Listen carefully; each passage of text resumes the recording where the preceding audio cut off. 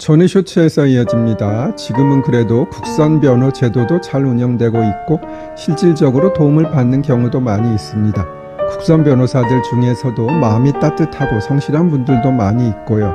다만 사선 변호사처럼 기록을 자세히 검토해 보거나 심도 깊은 상담이나 전화를 하기는 어렵겠지요. 그런데 과거에는 국선 변호사가 무슨 일로 법정에 출석하지 않은 경우에 현장에 있던 다른 변호사에게 잠시 국선 변호사를 해줄 것을 부탁하고, 사건에 대해 전혀 내용을 알지 못하고 갑자기 국선 변호인이 된 그 변호사는 그냥 공소장 정도 보고 피고인이 자백하고 반성하며 피해도 경미함으로 선처해 주십시오 라는 내용의 변론만 듣고 사건이 종결되는 경우도 많이 있었습니다. 이는 무늬만 변호일 뿐 실질적인 변호는 없는 것과 다름이 없겠지요. 지금은 이런 일이 없는 것으로 알고 있습니다. 다음으로 변호사 강제주의가 적용되는 사건으로 헌법재판소, 간략히 말하면 헌재의 사건이 있습니다.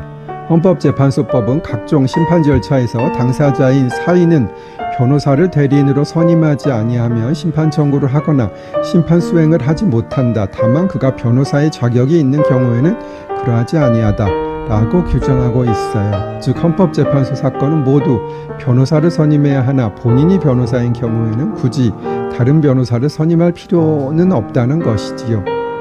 헌법재판소가 하는 사건은 위헌법률심판, 탄핵심판, 정당해산심판, 권한쟁의 심판, 헌법소원 심판의 5가지가 있어요. 이것도 언젠가는 자세히 설명드릴 기회가 있을 것으로 생각됩니다. 직접 개인 간의 다툼을 구제해 주지는 않지만 법률이 위헌인지 여부를 판단해 주는 중요한 역할을 하고 있지요. 이 대본을 찍는 2024년 8월 15일에도 역시 열대야가 이어지고 있습니다. 저는 냉방도 난방도 안 하고 잘 지내는 편인데 요즘 같은 더위에서는 저도 참을 수 없어 거의 하루 종일 냉방을 하게 되네요.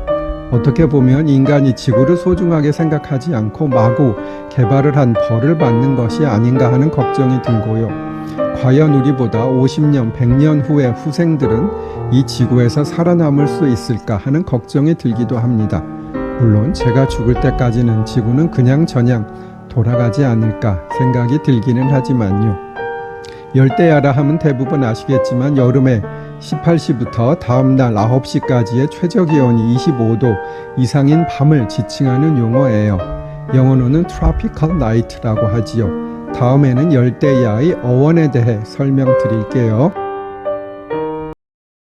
전의 쇼츠에서 이어집니다. 열대야라는 말은 일본 기상청이 처음으로 사용했다고 해요.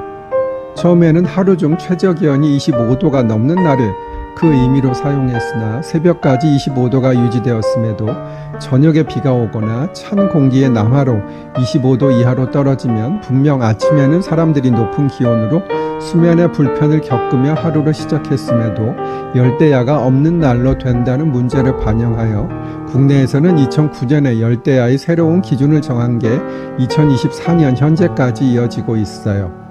즉 18시부터 다음날 9시까지 최저기온이 25도 이상이면 열대야가 된다는 것이지요. 영어로는 원래 열대야에 해당하는 단어가 없었다고 해요. 영국이나 서유럽에서는 열대야는 드문 일이라고 하고요. 유럽에서는 에어컨이 없는 집이 아직도 상당히 많아요. 열대야 설명드리고 있었는데요. 이제는 열대야 정도는 아무것도 아니고 초열대야라는 단어가 사용되고 있어요. 초열대야는 최저기온이 30도 이상인 날을 말한다고 해요. 그런데 우리나라에서도 종종 초열대야가 관측된다고 하네요. 저도 집에 가면 밤 12시경인데도 도저히 그냥 잘 수가 없어서 한 25도로 에어컨을 가동해서 온도를 좀 낮춘 다음에 끄고 선풍기를 1시간 후에 꺼지도록 예약해 놓고 시원한 매트 위에서 잠을 청하고 있습니다.